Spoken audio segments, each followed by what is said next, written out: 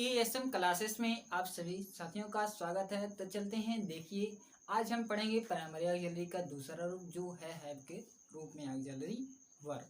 ये क्या है? ये प्राइमरी ऑक्सिलरी का दूसरा रूप है या आप इसे कह सकते हैं प्रकार। ठीक साथियों, तो समझ में आ गया होगा कि जो आपका हैव के रूप में ऑक्सिलरी वर्ब है ये क्या है, ये आपके प्राइमरी ऑक्सिलरी के रूप है।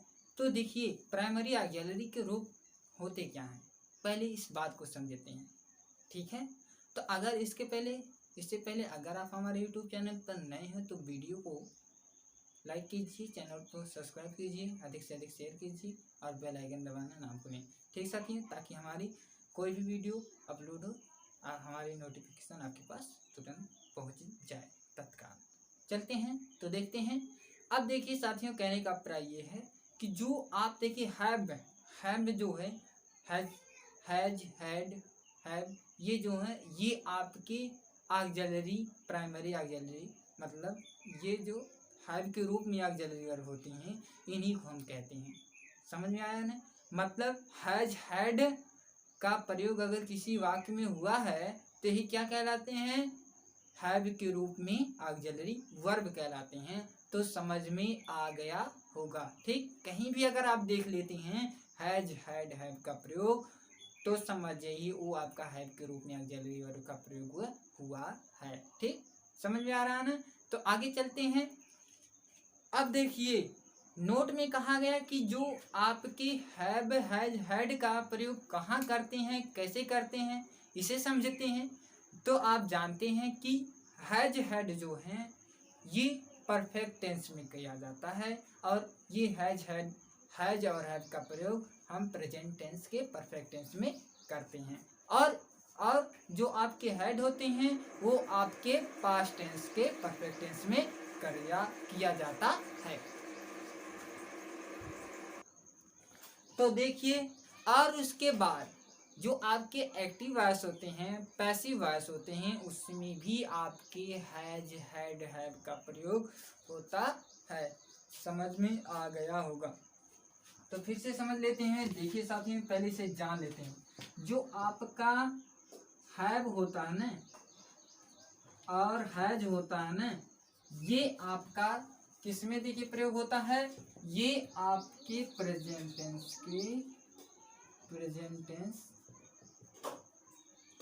के परफेक्ट टेंस में।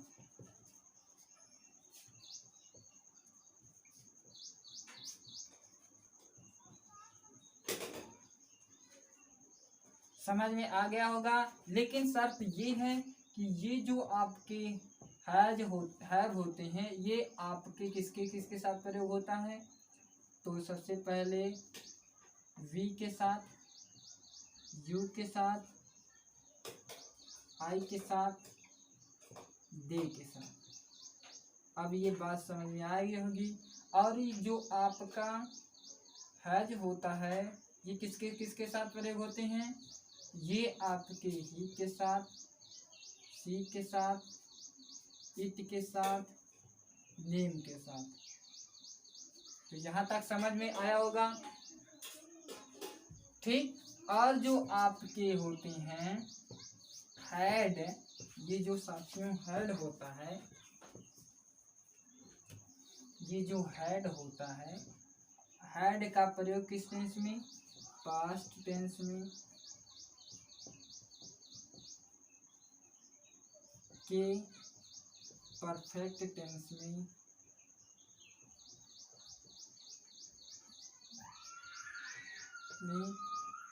ठीक करते हैं। समझ में आ गया होगा। तो इसका साथियों इतना ये कहीं नोट में लिख लीजिएगा। ठीक, स्क्रीनशॉट भी ले लीजिए। और आप जानते ही हैं, तो देखिए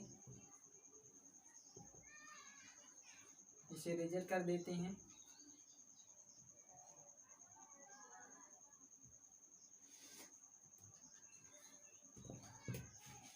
जो आपके हैज हैव हैज हैड ये जो होते हैं ये आपके एक्टिव वॉइस में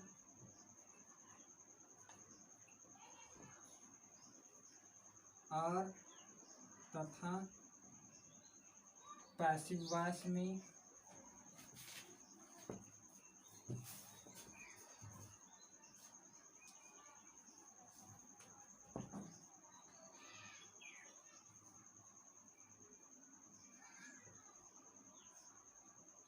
होता है। ठीक साथियों, समझ में आ रहा होगा।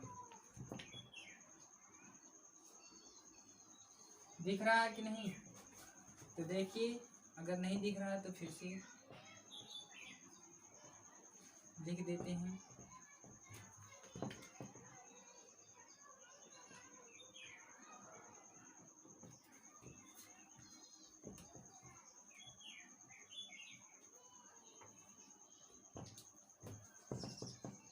में होता है।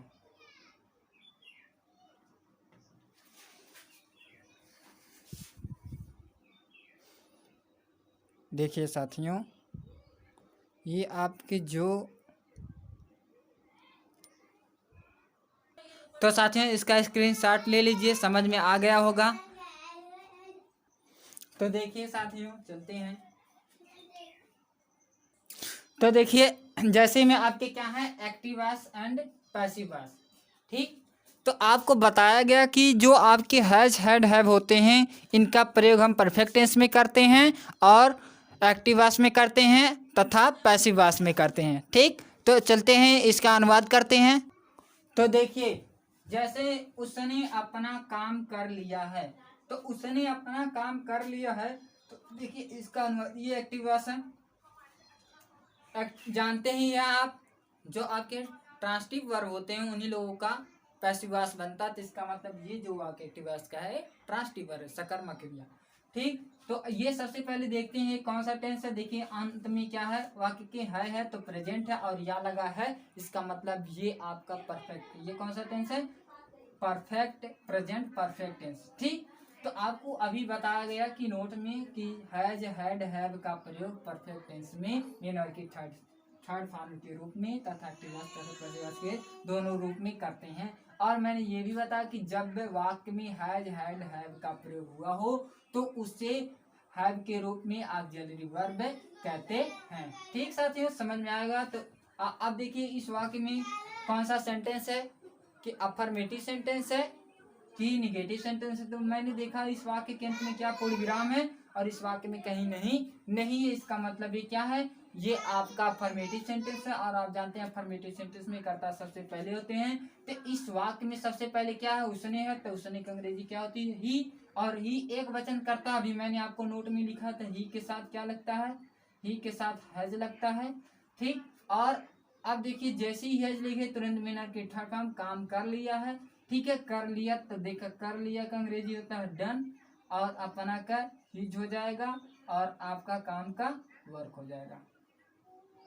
ठीक, समझ में आ गया होगा। तो देखिए इसका पैसिव वॉइस क्या बनेगा, आप जानते हैं पैसिव वॉइस में ऑब्जेक्ट को सब्जेक्ट और सब्जेक्ट को ऑब्जेक्ट बनाते हैं। तो अब देखिए यहाँ ऑब्जेक्ट क्या, हिज वर्क, तो इसका क्या हो गया, हिज वर्क।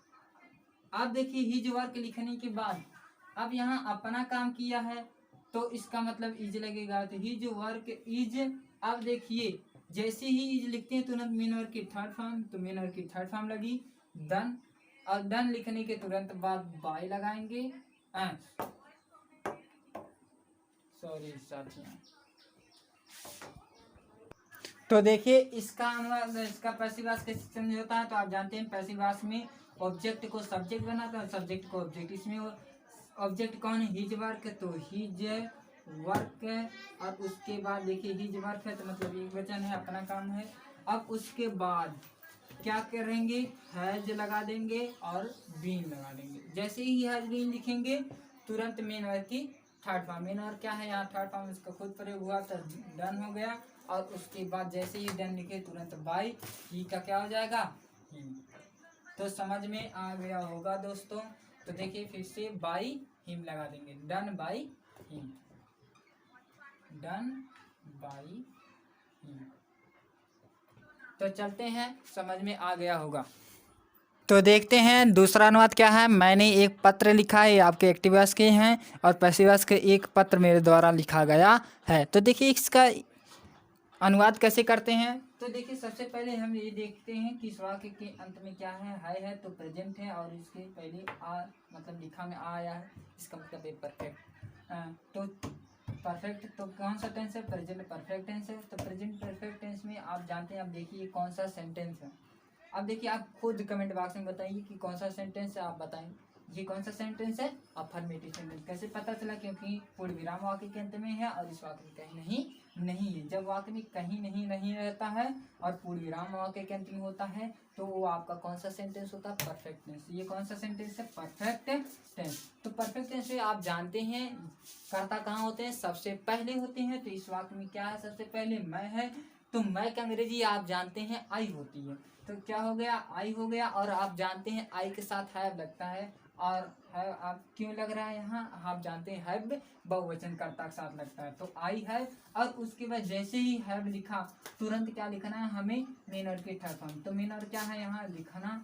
तो लिखना का अंग्रेजी होती है राइट, तो राइट का थर्ड फॉर्म रिटन हो जाएगा। ठीक, आप जानते हैं परफेक्ट टेंस में हमेशा मेन वर्ड की क्या लगती है, थर्ड फॉर्म ही लगती है। और जैसे ही रिटन लिखें तुरंत आपका क्या बचा है, एक पत्र बचा है, तो ऑब्जेक्ट लिखते हैं, तो ये आपका क्या हो गया, ये लेटर हो गया। समझ में आ गया होगा।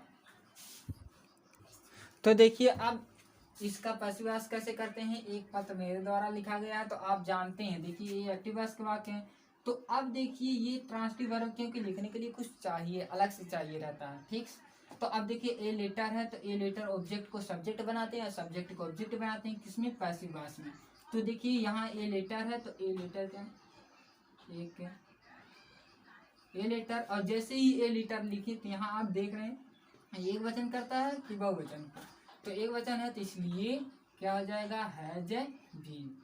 और जैसे ही हैज बीन लिखे तुरंत मेन और की थर्ड फॉर्म, मेन और की थर्ड फॉर्म यहाँ क्या है, रिटन। तो क्या हो जाएगा, रिटन।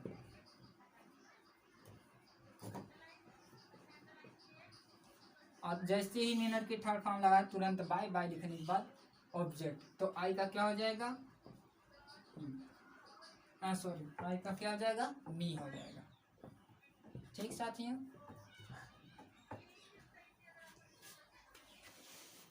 तो समझ में आ गया होगा। तो चलते हैं नेक्स्ट अनुवाद करते हैं। तो देखिए साथियों, इसका अनुवाद करते हैं कि हम सब अपना पाठ याद कर लिए थे, और यहाँ देखिए पैसिव वॉइस में क्या लिखा है, अपना पाठ हम सब द्वारा याद कर लिया गया था। ठीक, तो इसका अनुवाद देखिए करते हैं। तो देखिए इसका अनुवाद करते हैं। देखिए सबसे पहले हम देखेंगे वाक्य के अंत में क्या थे, तो इसका मतलब पास्ट है, इसके पहले ए आया है, तो इसका मतलब है परफेक्ट। तो ये कौन सा टेंस है, परफेक्ट पास्ट परफेक्ट टेंस। तो पास्ट परफेक्ट टेंस में देखेंगे सबसे पहले ये कौन सा सेंटेंस है। तो देख रहे हैं वाक्य के अंत में क्या है, पूर्ण विराम है, तो इसका मतलब ये आपका क्या है, अफर्मेटिव सेंटेंस है, और वाक्य में कहीं नहीं, इसका मतलब ये आपका अफर्मेटिव सेंटेंस है। ठीक, तो देखिए अनुवाद करते हैं। अब देखिए हम सब हैं, तो हम सब की अंग्रेजी जानते हैं क्या होती है, वी होती है। तो अब क्या हो गया, वी हो गया साथियों। तो वी के साथ देखिए हम सब की अंग्रेजी क्या होगी, वी हो गई। तो वी के साथ आप जानते हैं ये परफेक्ट टेंस है, सभी कर्ता के साथ क्या लगते हैं, हेड लगते हैं। तो अब तुरंत हेड लिखा और तुरंत जैसे याद कर लीजिए, तो याद कर लेना। देखिए याद कर लेना का अंग्रेजी क्या होती है, आपके लर्न। ठीक, क्या हो गई, लर्न। और जैसे ही लर्न के लिखें, अब अपना है तो आवर, ठीक, और पाठ है तो लेसन। तो इसका अनुवाद ये हुआ, समझ में आ गया होगा। तो देखते हैं पैसिव वॉइस इसका कैसे बनता है। तो आप जानते हैं ऑब्जेक्ट को सब्जेक्ट बनाया जाता है, सब्जेक्ट को ऑब्जेक्ट बनाया जाता है। तो ऑब्जेक्ट क्या है यहाँ, आवर लेसन, तो आवर लेसन मैंने लिखा, और जैसे ही आवर लेसन लिखा तुरंत आपका हैड बीन लग जाएगा। ठीक, और जैसे ही हैड बीन लिखा तुरंत हैड बीन लिखने के बाद तुरंत विनर की थर्ड फॉर्म, तो क्या आ जाएगी, लर्न। ठीक, और जैसे ही लर्न लिखा तुरंत बाई, और वी का क्या हो जाएगा, अस। ठीक, समझ में आ गया होगा। अब आप ये सोच रहे हैं कि इसमें हैज, हैव, हैड था, तो यहाँ हैज के बाद बीन क्यों लिखा, हैज के बाद बीन क्यों लिखा, हैड के बाद बीन क्यों लिखा।